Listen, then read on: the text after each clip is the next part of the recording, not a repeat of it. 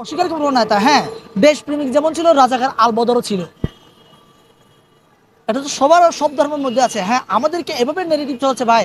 আপনি কত সালে এসেছেন, বাঙালি কত সালে এসেছে, হিন্দু কত সালে এসেছে, এই পাহাড়িরা কত সালে এসেছে, এই যে কত সালে এসেছে, এই যে এই নেগেটিভগুলো যদি আপনার মাথায় থাকে, তাহলে ভাই ভারত সুযোগ নেবে ভাই।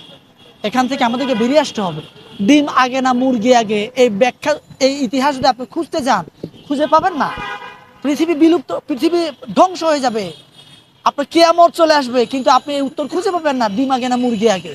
আপনি যদি বলেন না, আপনাকে বলতে হবে যে ৭১-এর স্বাধীনতা যুদ্ধে, স্বাধীনতা লাভের পরে আমার এই বাংলাদেশে কে এসেছে, আপনি এটা ইতিহাস খুঁজেন, তাহলে আমরা সবাই বাংলাদেশি।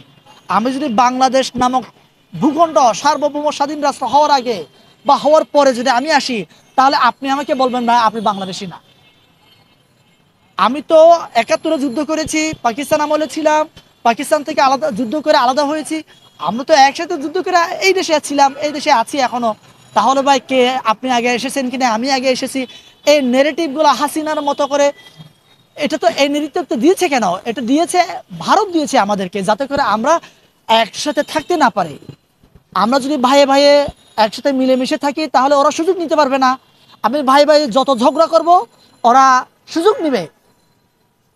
যে দুর্বল, ছোট ভাই যদি মার খায় ছোট ভাইয়ের পক্ষে সে থাকবে, বড় ভাই যদি মার খায় বড় ভাইয়ের পক্ষে থাকবে। মানে যে দুর্বল তার পক্ষে সে স্ট্যান্ড নিয়ে বলবে যে না, তোমার বড় ভাই তোমাকে অত্যাচার নির্যাতন করতেছে, তুমি কেন মানে বড় ভাইকে ভালোবাসা।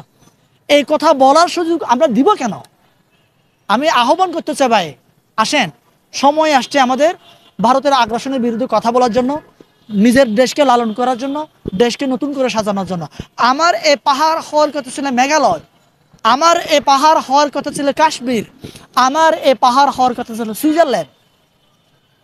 এই পাহাড় থেকে যে পরিমাণ ইনকাম আসতো আপনার পর্যটন খাত থেকে, ভাই পুরো বাংলাদেশ এটা নিয়ে চলতে পারতো। কিন্তু আজকে আমরা, এই যে আপনি কত সালে এসেছেন, আমি কত সালে এসেছি, আপনি আপনি আপনি আপনি আপনি উপজাতি, আমি উপজাতি, এই যে এই ব্যাখ্যাগুলো, এই নেগেটিভগুলো নিয়ে নিয়ে আমরা চলছি বিদায় আমার এই পাহাড় কিন্তু আজও অস্থিতিশীল রয়েছে। আপনারা ভয় পাচ্ছেন, আমিও ভয় পাচ্ছি, এবং আমাদেরকে সুযোগ নিচ্ছে ভাই। সোজা কথা, এখান থেকে আমাদেরকে বেরিয়ে আসতে হবে। আচ্ছা, পাহাড়ে তো আপনাদের পাশাপাশি মুসলমান কিছু সম্প্রদায় আছে। হ্যাঁ, তারা এই যে ইন্ডিয়াতে বলতেছে যে বাংলাদেশের হিন্দুদের উপরে অনেক আগে থেকে নির্যাতন।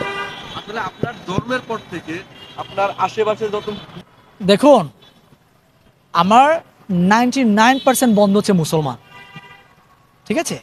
আর সবাই তো ভালো না, আমার মাঝে, আমাদের জাতির মধ্যে সবাই ভালো না ভাই। ভালো মন্দ সবার, সব জাতিতেই থাকে, কিন্তু একজনের ভুলের জন্য সমগ্র জাতিকে দোষারোপ করা, এটা আমাদের উচিত না। আমাদের এটা অভ্যাসে দাঁড়িয়েছে। হ্যাঁ, আমি আমি তো কখনো ক্ষতির শিকার হয়নি, বা আমি লাঞ্ছনার শিকার হয়নি কখনো। হয়তো বা কেউ হয়েছে। আমি বললাম না, সবার মধ্যে তো ভালো থাকে না। ভালো মন্দ নিয়েই তো মানুষ, ভালো মন্দ নিয়েই তো জাতি, ভালো মন্দ নিয়েই দেশ।